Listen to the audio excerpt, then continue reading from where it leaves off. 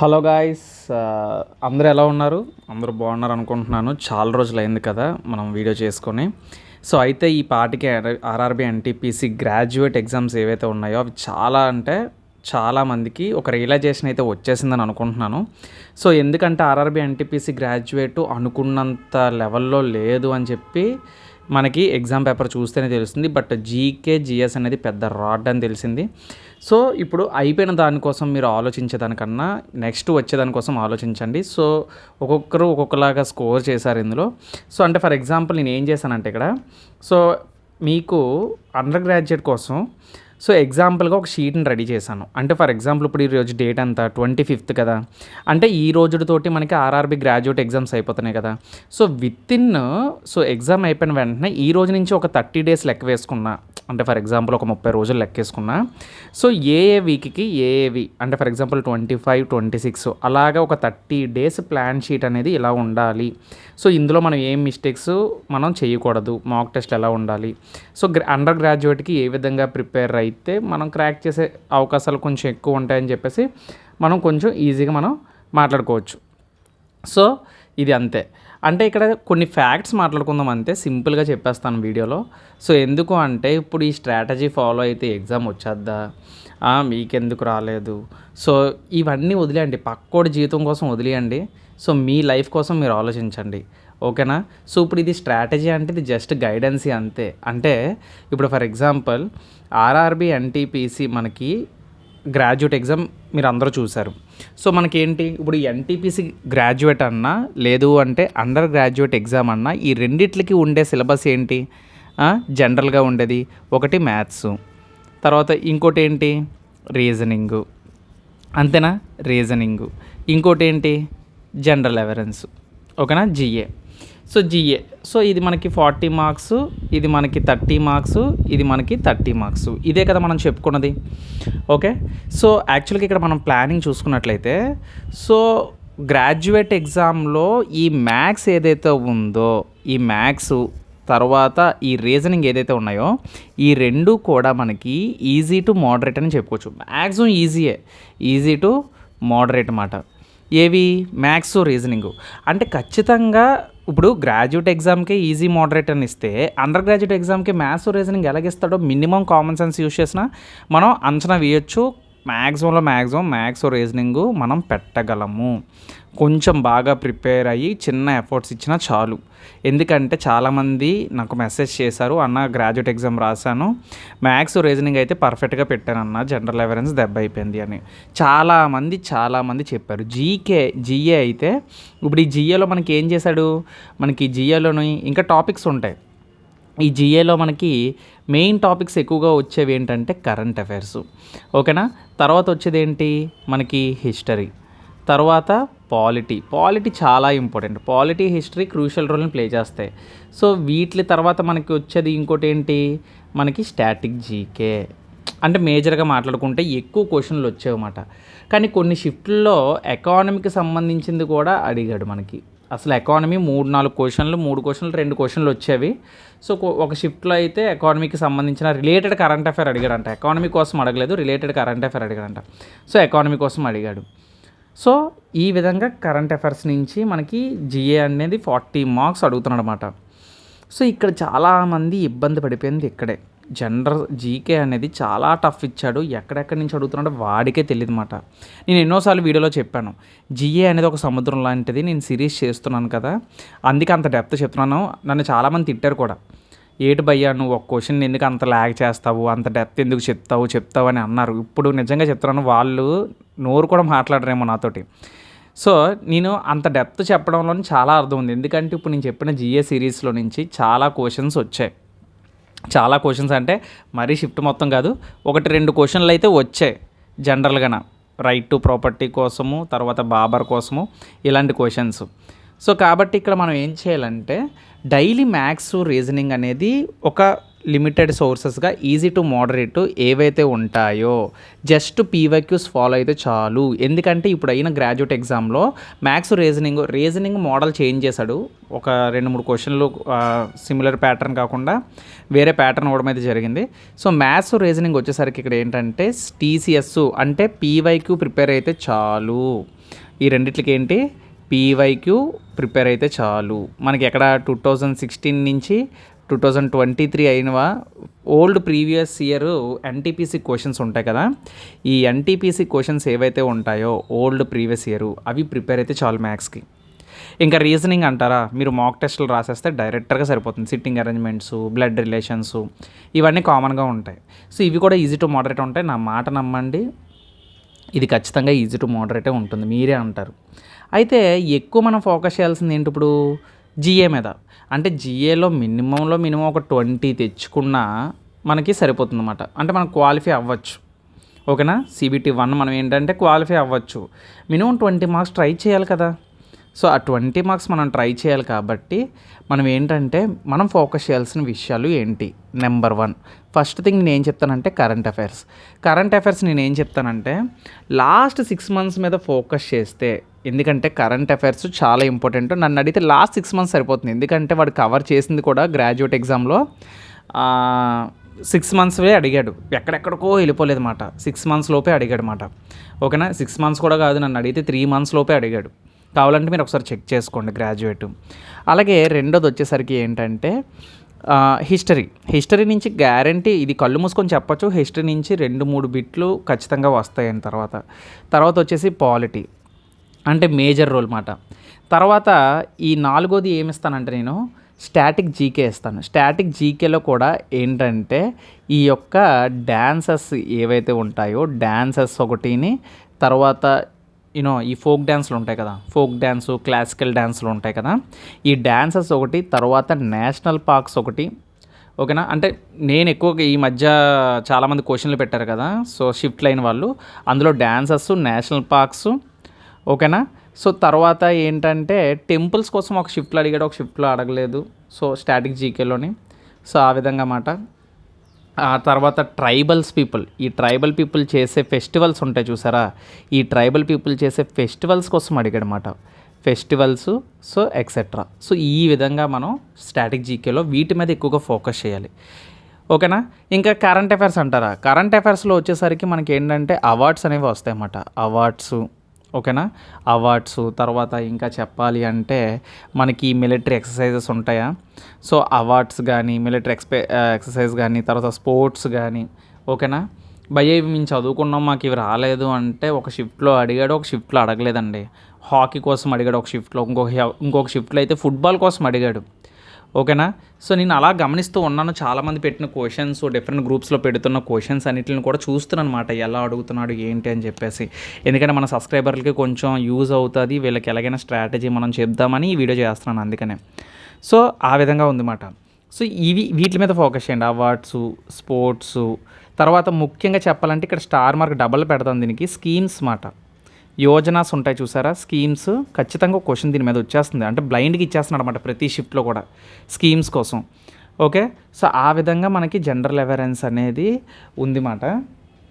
So ఈ points మనం cover చేసుకుంటే మినిమం స్కోర్ చేసేది. ఎందుకంటే కరెంట్ అఫైర్స్ నుంచే ఒక 6 నుంచి 8 క్వశ్చన్లు, 10 అనుకున్నా మనకి ఇక్కడ తప్పలేదు మాట. ఎందుకంటే కరెంట్ అఫైర్స్ రిలేటెడ్ స్ట్రాటజీకి కూడా అడుగుతున్నాడు అనమాట.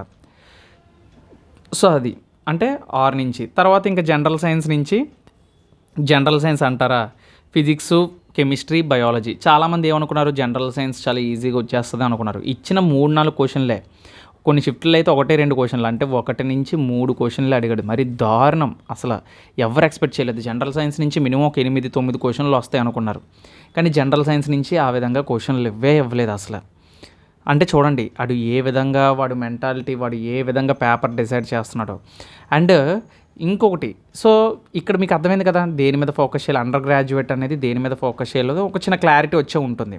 జస్ట్ పీవైక్యూ ప్రిపేర్ అయిపోండి. పీవైక్యూ నేను సిరీస్ స్టార్ట్ చేస్తాను, ఎన్టీపీసీ అంటే ఆల్రెడీ స్టార్ట్ చేశాను, మెన్సురేషన్ స్టార్ట్ చేశాను. సో మెన్సురేషన్లో కొన్ని టాపిక్స్ అవుతున్నాయి ఇప్పుడు ప్రెజెంట్. సో అవి కాకుండా నేను ఏం చేస్తున్నానంటే మిగతా అన్ని టాపిక్లు కూడా ఎన్టీపీసీ ఎగ్జామ్లో అడిగిన అన్ని టాపిక్లు కూడా పీవైక్యూ చేద్దాం. అలాగే జనరల్ అవేరెన్స్ సిరీస్ కూడా నేను ఆల్రెడీ స్టార్ట్ చేసేసాను, 15 పార్ట్స్ పెట్టాను, అందులో బోల్డ్ క్వశ్చన్లు కవర్ అవుతాయి. ఆ సిరీస్ మీరు డైలీ రివైజ్ చేసుకుంటే మీకు ఉపయోగపడుతుంది. అండ్ ఇక్కడ పాయింట్ ఏంటంటే, సార్ అయినా సరే ఎక్కడో తేడా కొడుతుందని మీకు అనిపిస్తుంది కదా. సో ఎగ్జామ్కి వెళ్ళేసరికి మనకి ఏదో తేడా కొడుతుంది అంటారు.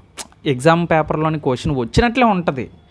అది అది బాబోయ్ 2 లైన్ల క్వశ్చన్ అది. అయినా సరే ఆ క్వశ్చన్‌ని మనం అటెంప్ట్ చేయడానికి చాలా ఇబ్బంది పడతాం.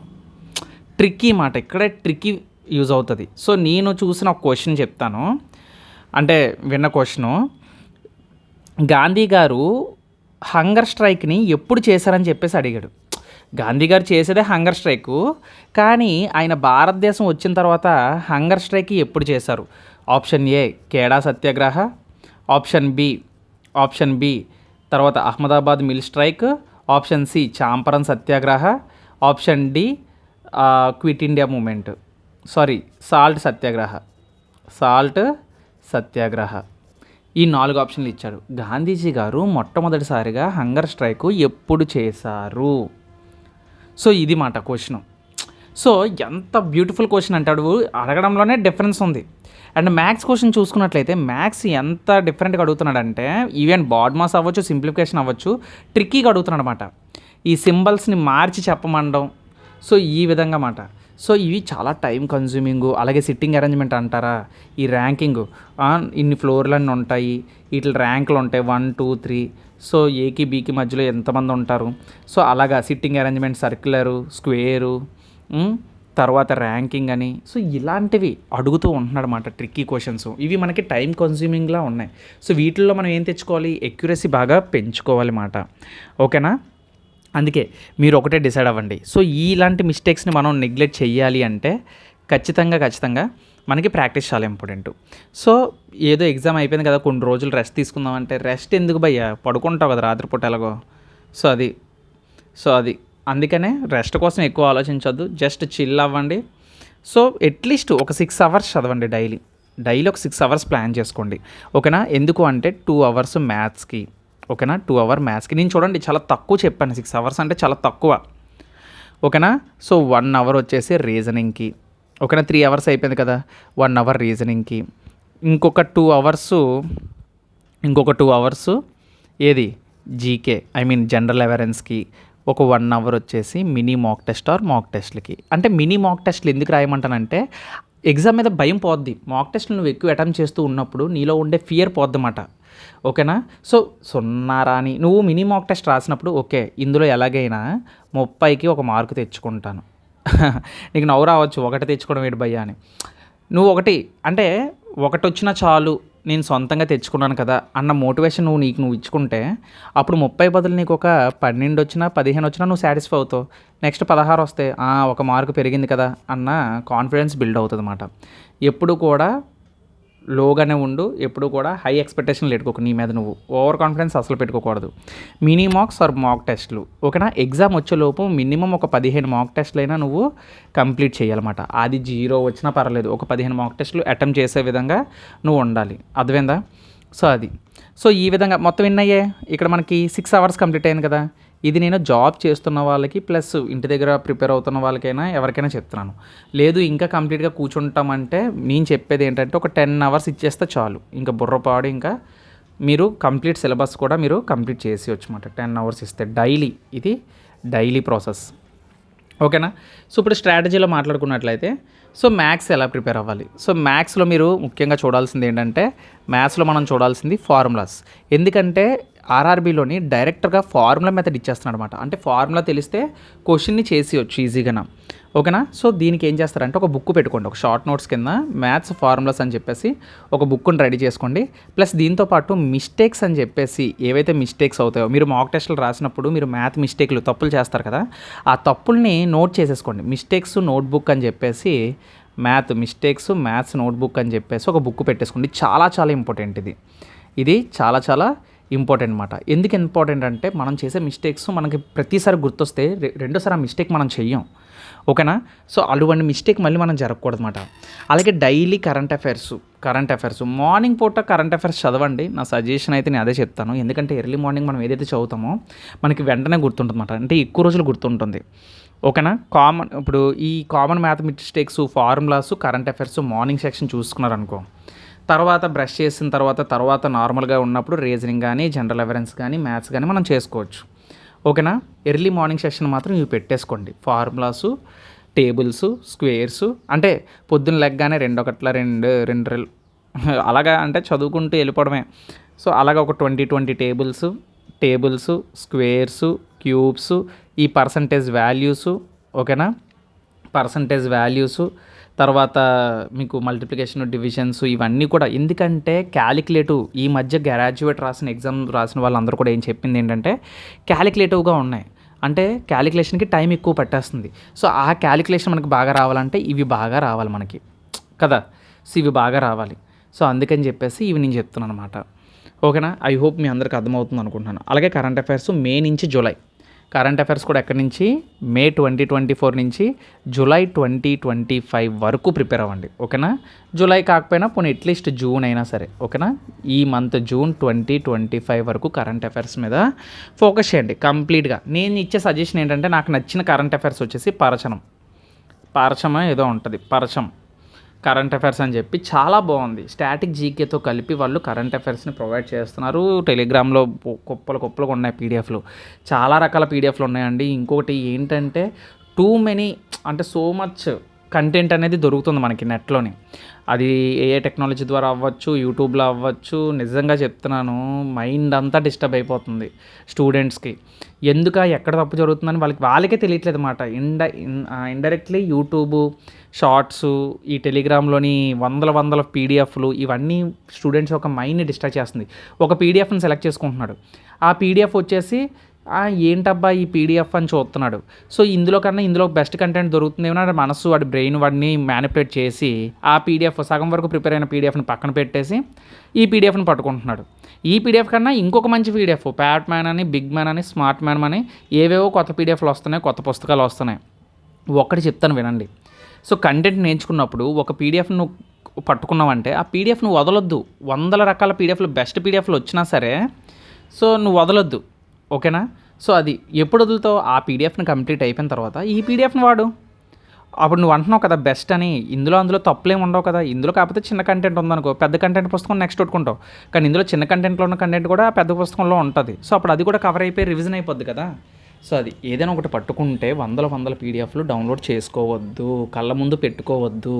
ఒక్కటే పెట్టుకోండి, నేను ఇది తప్ప ఇంకేమీ ప్రిపేర్ అవ్వను, ఇది ఒక్కటే చాలు నాకు అని ఒక్కటి పెట్టుకోండి చాలు. అంతకు మించి ఇంకేం వద్దు. అంటే ఎక్స్పీరియన్స్తో చెప్తున్నాను నేను. సో అది నేను వందల పీడిఎఫ్లు, 100 పుస్తకాలు కొనేసేవాడిని హైదరాబాద్లోని. సో వేస్ట్ అవన్నీ కూడా. ఓకేనా, సో డబ్బులు వేస్ట్ చేయొద్దు, అలాగే టైంని వేస్ట్ చేయొద్దు ముఖ్యంగా. ఓకేనా, సో ఈరోజు ఏంటి, సో ఇక్కడతో స్ట్రాటజీ అర్థమైంది కదా. రీజనింగ్ వచ్చేసి మాక్ టెస్ట్, జిఎస్ జీకే ఎలా ప్రిపేర్ అవ్వాలో చెప్పాను. జిఎస్ వద్దు, నన్ను అడిగితే జిఎస్ని నెగ్లెక్ట్ చేయండి. ఇక్కడ జిఎస్ అని రాశాను కదా నేను. సో జిఎస్ 1 నుంచి 2-3 క్వశ్చన్లు అడుగుతున్నాడు. సో జిఎస్ని నెగ్లెక్ట్ చేయండి. కొన్ని ఈజీ క్వశ్చన్స్ కూడా అడిగే అవకాశం ఉంది జిఎస్లో, ఎందుకంటే అదొక హ్యూజ్ సిలబస్ జిఎస్ అనేది. అది టెక్నీషియన్ గ్రేడ్ 3కి, గ్రేడ్ 1కి, అలాగే గ్రూప్ డీకి జిఎస్ చాలా ఇంపార్టెంట్ అన్నమాట. ఓకేనా, సో ఇక్కడ పాయింట్ వచ్చేసరికి ఈరోజు డేట్ 25 జూన్ కదా. సో ఇది నేను టెలిగ్రామ్లో అప్లోడ్ చేస్తాను పీడిఎఫ్ కావాలంటే, అంటే బేసిక్ అండర్స్టాండింగ్ కోసం. సో ఫస్ట్ ఆఫ్ ఆల్ ఏంటి, ఫౌండేషన్స్. మళ్ళీ ఫౌండేషన్ మనం రివిజన్ చేయాలి. ఓకేనా, ఫౌండేషన్ రివిజన్ చేయాలి. గ్రాడ్యుయేట్లో చేసిన మిస్టేక్స్ ఏవైతే టాపిక్స్ ఉంటాయో ఆ టాపిక్ని పట్టుకోవాలన్నమాట. ఫర్ ఎగ్జాంపుల్ నువ్వు గ్రాడ్యుయేట్ ఎగ్జామ్ రాసావు, అందులో for example a pipes and సిస్టర్నో లేదంటే ఆల్జీబ్రా నుంచో ట్రిగ్నోమెంట్రీ నుంచో క్వశ్చన్ వదిలేసావు. సో ఏదైతే వదిలేసావు ఎగ్జామ్లో అది మిస్టేకే కదా, మరి ఆ తప్పు నువ్వు సరి చేసుకోవాలి కదా. సో కాబట్టి దాన్ని పట్టుకోవాలన్నమాట. సో అలాగే బేసిక్ ఫార్ములాస్ అంటే లైక్ మనకి ఫార్ములాస్ మెన్సురేషన్ కానీ, కాంపౌండ్ ఇంట్రెస్ట్ కానీ, సో ఇలాంటివి ఉంటాయి కదా, అవి పట్టుకోవాలి. అలాగే పాలిటీ, హిస్టరీ వీటి మీద మనం ఫోకస్ చేయాలి. అలాగే కరెంట్ అఫైర్స్ మీద నుంచి ఫోకస్ చేయాలన్నమాట. ఓకేనా, తర్వాత డైలీ ఒక మినీ మాక్ అంటే ఒక 15 క్వశ్చన్లు, 10 క్వశ్చన్ల మినీ మాక్లు ఉంటాయి చూసారా టెక్స్ట్ బుక్ యాప్లో. సో అటువంటివి మనం స్టార్ట్ చేయాలన్నమాట. సో ఇలాగా ఇది వీక్ 1 అన్నమాట. 1 జూలై వరకు వీక్ 1. అప్పటి వరకు నువ్వు ఏం చేస్తావు, ఫౌండేషన్సే మనం చేస్తాం. ఓకేనా, వీక్ 2లో ఏం చేస్తాం, స్పీడ్ అండ్ ఎక్యురసీ బూస్టర్. అంటే స్పీడ్ అండ్ ఎక్యురసీ బూస్టర్ అంటే ఇక్కడి నుంచి మనం ఏంటంటే ఇంత టైం అని పెట్టుకొని మనం సాల్వ్ చేస్తాం అన్నమాట. పీవైక్యూస్ అవ్వచ్చు, మనం క్వశ్చన్స్ అనేవి ఇక్కడ నుంచి మనం టఫ్ క్వశ్చన్స్ తీసుకుంటాం వీక్ 2లో. సో వీక్ 1లో మనం easy to moderate easy questions చేసుకొని ఈజీ మెథడ్లో బేసిక్స్ అన్నీ కవర్ చేసుకుంటూ వెళ్దాం. వీక్ 2లో ఏం చేస్తామంటే స్పీడ్ అండ్ ఎక్యురసీ బూస్టర్ అన్నమాట మొత్తం అంతా. అండ్ వీక్ 3 వచ్చేసరికి ఏంటంటే మాక్ టెస్ట్ అన్నమాట. ఇక్కడ నుంచి మనం ఫుల్ లెంత్ మాక్ టెస్ట్లు ఏవైతే ఉంటాయో మాక్ టెస్ట్ రాయడం, 100 క్వశ్చన్స్, దాన్ని అనలైజ్ చేయడం.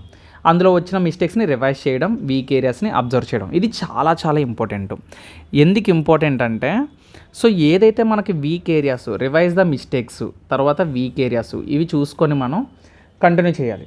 అలాగే ర్యాపిడ్ జీకే రివిజన్, నేను ఆల్రెడీ వీడియోస్ చేస్తున్నాను వీటి మీద. ర్యాపిడ్ జీకే రివిజన్స్ యాక్చువల్గా నేను పాడ్కాస్ట్ చేస్తున్నానండి, అంటే బ్లాక్ స్క్రీన్ ఒకటి పెట్టి పాడ్కాస్ట్ చేస్తున్నాను. ఇంట్రెస్ట్ ఉన్న వాళ్ళు వినండి, ఎందుకంటే పాడ్కాస్ట్ మీరు పడుకున్నప్పుడు నిద్ర రాకపోతే సెల్ చూస్తూ ఉంటున్నారు. పడుకునే ముందు సెల్ చూడకండి. ఒకవేళ అంతగా సెల్ మీ పక్కన ఉంటే జస్ట్ దాన్ని మీరు బ్లాక్ స్క్రీన్ పెట్టి నేను పాడ్కాస్ట్ పెడుతున్నాను, దాన్ని మీరు ప్లే చేసుకొని పక్కన పెట్టండి అంతే. జస్ట్ నేను చెప్పిన మాటలని చెవులతో వినండి. నిజంగా చెప్తున్నాను, పర్ఫెక్ట్గా మీకు అందులో ఆ నాలెడ్జ్, ఆ స్టోరీ మీకు అలా గుర్తుండిపోద్ది అన్నమాట. సో పాడ్కాస్ట్లు బాగా మన మైండ్ని ఇది చేస్తుంది. సో కాబట్టి ఒకసారి ఆ సిరీస్ని, పాడ్కాస్ట్ సిరీస్ని ట్రై చేయండి, మీకు యూజ్ ఉంటుంది. సో తర్వాత ఏంటి, ఇదంతా మాక్ టెస్ట్ ఫేస్ అన్నమాట. ఈ వీక్ మొత్తం ఏమొస్తుంది, మాక్ టెస్ట్ ఫేస్ వస్తుంది.